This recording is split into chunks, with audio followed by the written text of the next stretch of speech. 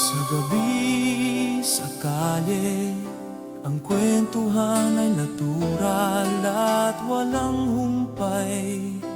May nagkukwento ng kabiguan sa pag-ibig, may nagbabahagi ng nakakatawang pangyayari sa trabaho o eskwela, at may nagdadala ng corny joke na sumasabay sa tawanan.